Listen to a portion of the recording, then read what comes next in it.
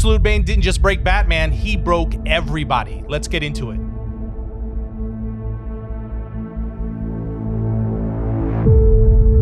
What's up, everybody? Today we are returning to the Absolute Batman title with issue 12, where as the end of issue 11 set up, we see Bane move to the next phase of breaking Batman by going after the rest of his friends. He and Arkham M have already tortured and experimented on Bruce and turned Wayland into Killer Croc, but now he's after Harvey, Eddie, and Ozzy, and things get dark real quick. But before we get into issue 12, if you watched our episode on issues 10 and 11, you probably noticed that as we were going over the end of issue 11, which is where Alfred recounts Bane's origin story, we completely misinterpreted the fight sequence at the end where Bruce is shown getting completely destroyed by Bane and then transformed into a Bane-like version of Batman. We initially read it as if that was where things actually left off for Bruce, when it was really just Alfred predicting what would likely happen if Bruce were to face Bane now. And his forecast was grim to say the least, but we also seem to have misinterpreted the mentions of both KG Beast and Deathstroke during the same page of the story. We realized both of those things were errors right after we posted the video, and that was definitely our bad. So we're working hard to clean up mistakes like that. So with that in mind, I want to recap the final few pages of issue 11 in its full, accurate context, and then roll right into issue 12. We'll start right around the midway point of issue 11, just as Alfred finishes detailing exactly what led to Bane betraying and killing his own father after he made a deal to work for Absolute Joker. The whole thing is incredibly well written by Scott Snyder, so make sure to pick up the full issue or watch our episode right here. All right, so on page 12 of issue 11, Alfred shifts gears and begins to lay out how Bane came to be the monster that is currently hunting Bruce. He says, "This is where our true records of him start. A diplomat's plane explodes in Guangzhou. A journalist is slain in Dubai. Pirates are slaughtered in the shipping lanes in the Red Sea. This is where the figure known as Bane emerges." And all of this dialogue is accompanied by panels showing Bane going through Ark M's transformational procedures, followed by increased acts of destruction that, as Alfred puts it, forms a constellation drawn between unsolved murders. Alfred then goes on to explain, "Our intel suggests that the venom running through his veins is a mixture of acids, proteins, compound activators, and cytokines. It gives him total control over his own muscles, his very cells bent to his will. But even more astounding is the way it enhances his mind. Before, there was only so much he could learn, but now, suddenly he can hold books, whole libraries in his head. Every method of fighting, he knows. Every weapon, he knows. Every battle from ancient times to now, he knows. From the strategies of Sumerian warrior kings to the most current algorithmic doctrine, and he is here for you, Bruce." So these pages really paint a very clear picture of just how dangerous Bane truly is and how serious the situation is for Bruce. Because as we explained in the previous episode, the absolute version of Bane is not only a physical behemoth, he's a walking library and a strategic genius. But this is also where Alfred's dialogue pivots from debriefing Bruce on everything they know about Bane to giving him what he thinks is the likely scenario for how things would play out if Bane were to come for him right now. So on the next panel, we see Bane approaching a set of locked doors, and Alfred says, "He could be right outside your door at this very moment," followed by a couple of pages that play out what that battle between Batman and Bane in a hypothetical scenario would look like. But we don't just see it, Alfred details it by continuing to say, "I know you by now, kid,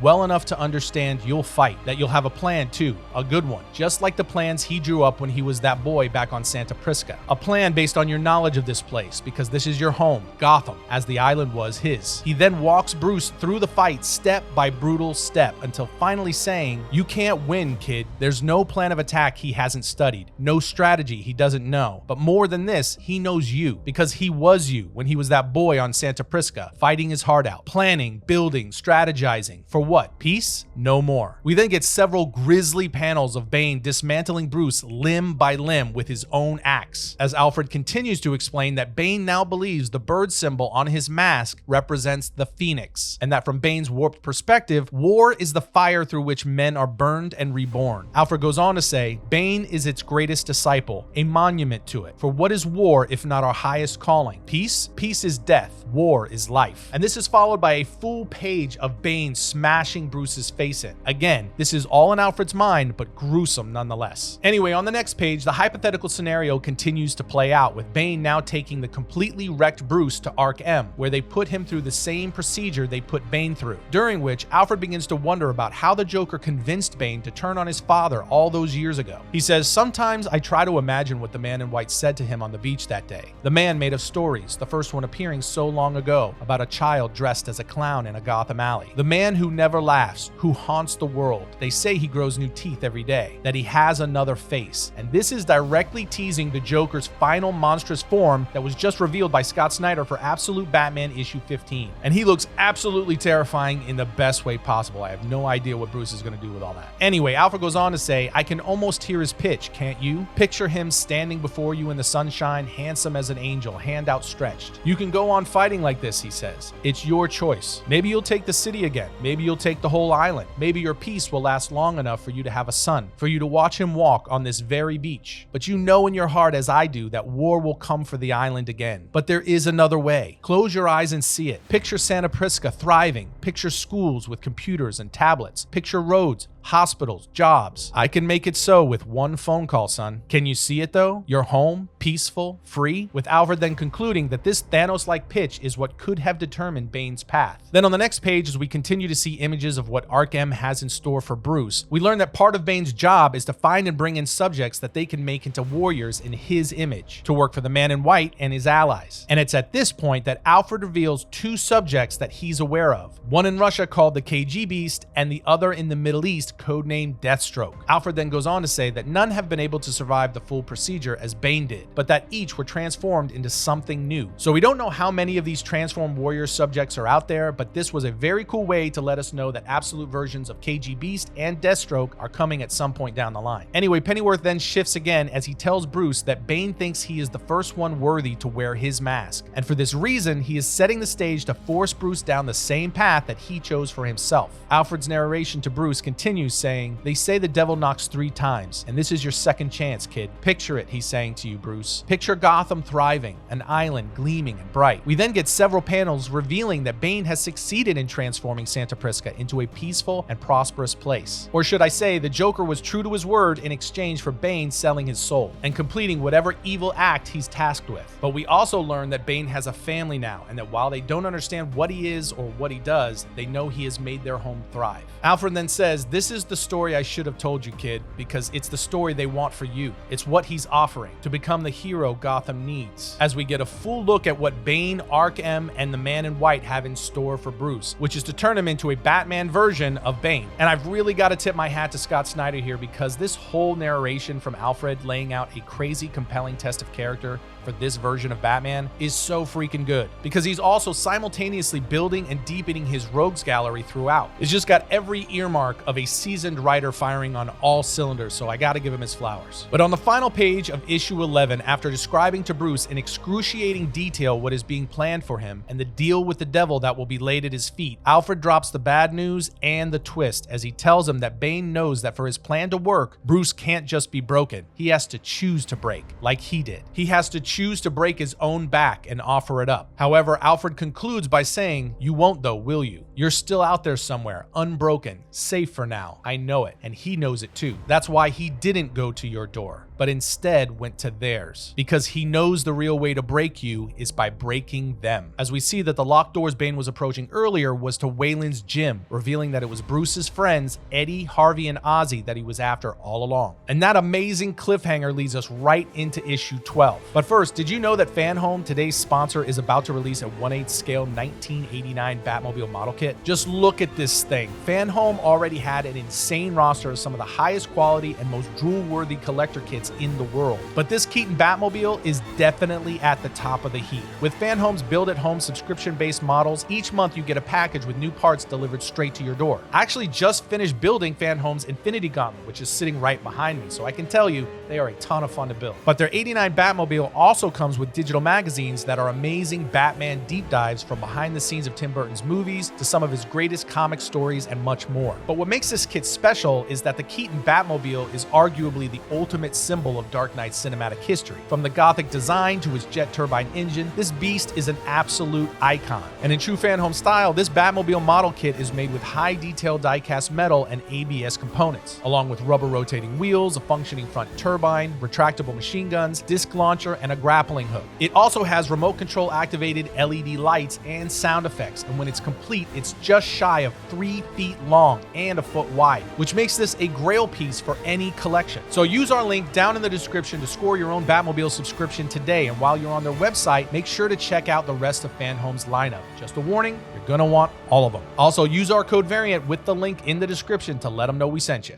Alright, so Absolute Batman issue 12 opens up in the sewers of Gotham, where we finally see where Batman and Killer Croc have escaped to after breaking out of the Arkham facility at the end of issue 10. A severely beaten down Batman tells Wayland, "You saved me," to which Croc replies, "Yes, now save me." And Snyder has chosen to have Croc speak with a snake-like hiss, which is an interesting idea. Anyway, Batman responds, "I will, I swear, I'll find a cure." But Croc isn't interested in a cure. He walks toward him while yelling, "No, the hunger, Bruce, it hurts too much. Please, save me." Bruce then realizes that Wayland is asking him to end his life, and when he tries to reason with him, Croc screams, "Do it!" Batman then takes out the blade he keeps in his bat ear and raises it in the air, but he can't do it. So Croc rips the blade from Batman's hand and tries to do the job himself, but Bruce grabs Wayland's hand and kicks him in the jaw to stop him, refusing to let his friend die. This makes Wayland furious, and he roars in Batman's face before saying, "I should have left you in that place." He then dives back into the water and disappears into the sewers, as Bruce begs him to stay so they can beat the situation together, but it's to no avail. Yes, this is off to a seriously tragic start, but trust me when I tell you, it's about to get much worse. So on the next page, we are taken to a flashback where we learn that Bruce and Selina were about to sign a lease for a nice new apartment overlooking Gotham. But after the real estate agent leaves the room to give them time to look at their new place, Selina turns to Bruce and asks what's bothering him. And after trying to joke, Bruce admits it's about Wayland and says, "I don't know what to do." To which she replies, "Did you tell him the truth?" But Bruce tells her he's not going to listen. "I know him. He really believes he can win," referring to his upcoming boxing match with Bibbo. Selina then hugs him and says, "Then help him win." And when Bruce asks how, she responds by saying, "The same way we got this spot. If the rules aren't fair, stop playing by them." Which has some interesting implications, but we'll have to see how all this plays out when we get to Catwoman's origin in issue 13. From here, we return to the present, where we find Bruce waking up in a medical bed, followed by Alfred Pennyworth walking up saying, "Easy, easy." Bruce then asks how long he'd been out, to which Pennyworth replies, "It's been 20 days since I found you collapsed on the floor of this place." This obviously shocks Bruce, but Alfred tells him, "You need a lot more. The things they did to your body, I'm not sure you fully comprehend. There's a delivery system woven into your spine and brain, all loaded with that compound venom," as we simultaneously get a visual of the veins from Bruce's back to his skull filled with the same green venom that flows through Bane. Bruce then gets up and dismissively tells Alfred he's fine, to which an annoyed Pennyworth responds by saying, "No, kid, you need to hear this. What you did, things have changed now. You're in it. You understand?" But Bruce is unfazed and just puts on sunglasses while replying, "I get it. Now I'm gonna need you to move." From here, Bruce slowly makes his way to his mother's house, but all along the way, he finds himself in excruciating pain as the venom compound continues to poison his bloodstream, seemingly transforming him slowly, which definitely makes you wonder if we are headed towards Absolute Batman being a version of the Dark Knight with superhuman powers. So I guess we can throw that on the "where's that going" pile. Anyway, Bruce eventually makes it to his mother's place, and when she sees him walk in the door, she runs to him saying, "Oh, thank God." That is, before slapping the crap out of him and then hugging him as he says, "I'm so sorry." Bruce then tries to explain what happened to him, but Martha stops him and says, "Just let me hold you for a while. I was so scared of getting that phone call again. Every time it rang. And then with what happened to Ozzy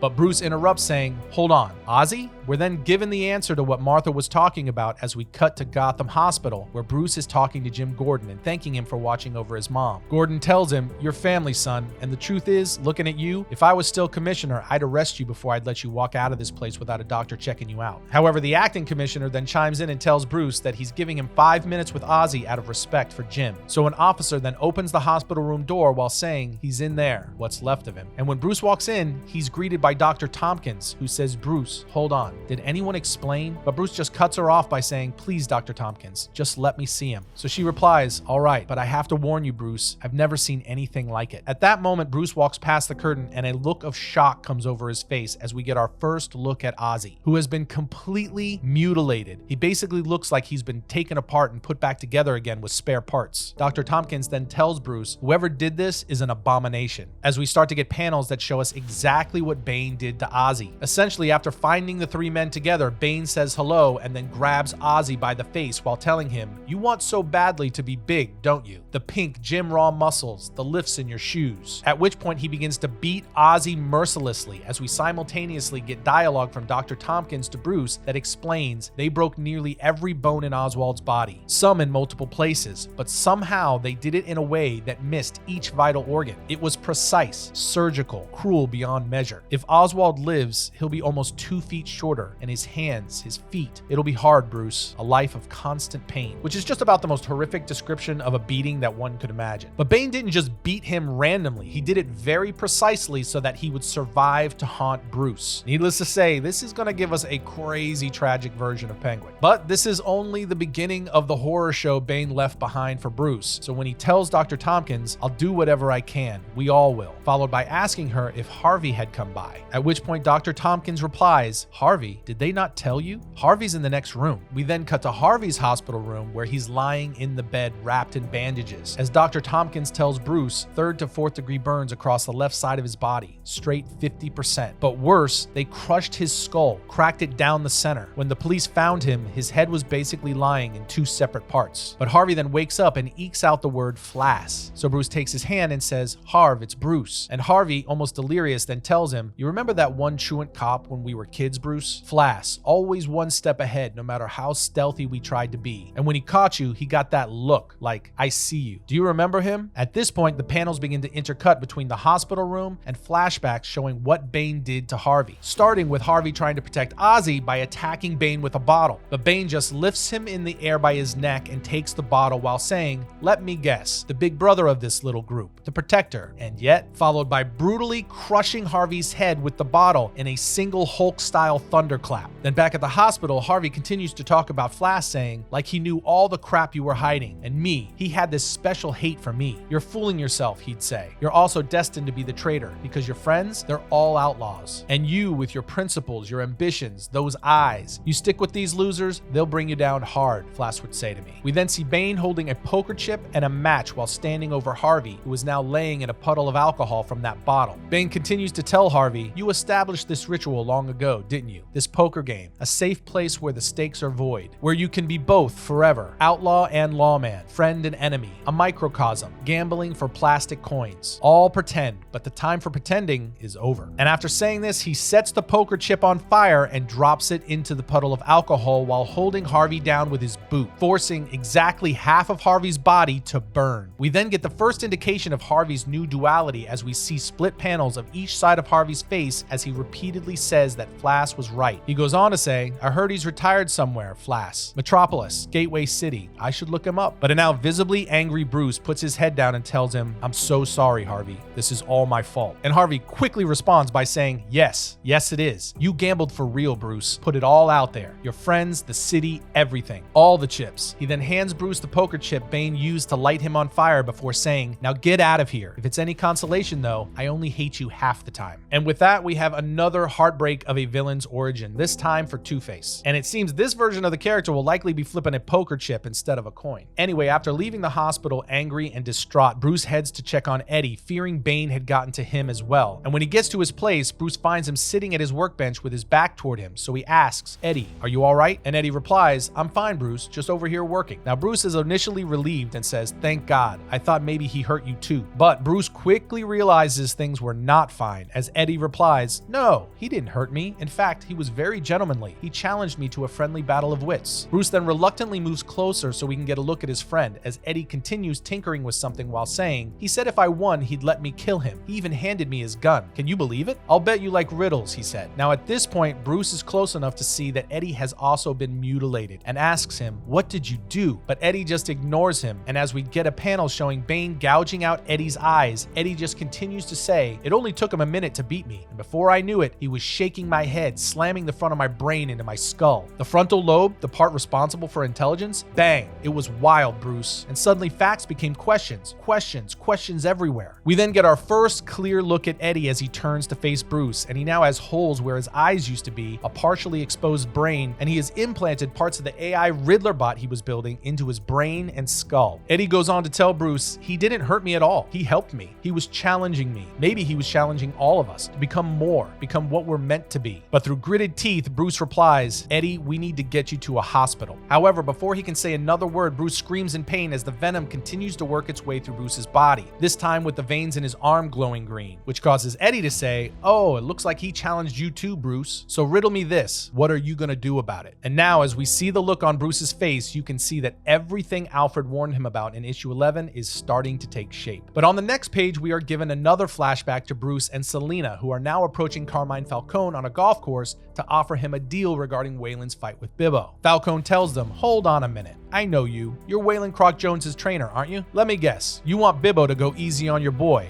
Or maybe you're looking to cash out. But Bruce replies, what's in the bag is a gesture. Some of the finest gold work in the city. To which Falcone says, how do I even know it's real? And Bruce then raises the stakes by telling him, maybe because it's yours. Stolen from apartments you own. This obviously stuns Falcone, but Bruce and Selina finish by telling him, we're not looking to cash out. We're looking to raise. So again, clearly Bruce and Selina had gotten into some stuff, and this is setting the table for the full story in the next issue or two. But it's also part of this broader spiderweb that Snyder is weaving to flesh out a complex and compelling world where the lines between hero and villain are very thin. And that pattern just continues over the next 4 panels as we jump back to the present to see Batman on a video call with a member of the Red Hood gang, quietly telling them to stand down and that some mystery plan was off. But the red hooded figure responds by saying, nothing's off. You don't get to tell the Red Hood gang what's... But before he can finish that sentence, Batman disconnects the call to keep Alfred from hearing it. This, of course, makes Alfred suspicious, so he asks, what was that about? But as usual, Batman dodges the question by saying, you were right. When the Black Mask offered that deal, I didn't even consider it. Not really. I just didn't see it. Alfred responds by asking, so that's it, kid? You closing down operations? However, Batman punches the table and screams, he broke them, Pennyworth, my friends. To which Pennyworth calmly replies, that's right, he did. The question is, are you gonna let him break you? You chose this, Bruce. I told you, you're in it now. Everything has changed, and there's no going back. There's only through. So get ready, because it's only gonna get... But now Alfred is cut off as the alarm goes off to the Batcave, and Bruce says, someone breached the hatch. To which Pennyworth responds, he's here, Bane. He then opens a case while saying, all right, he loves war so much, let's bloody give it to him. We then get a full page of Batman and Pennyworth standing back to back with Alfred wielding a Gatling gun and Bruce holding his axe. However, when nothing happens, they decide to split up. And as Pennyworth nervously starts advancing in the dark, he starts yelling, where are you? Come out and face us. But before he knows what hit him, we see what looks like a massive tail sneak up on him from above. It then grabs him by the neck, followed by someone knocking Alfred unconscious. However, at this point, Batman walks up and says,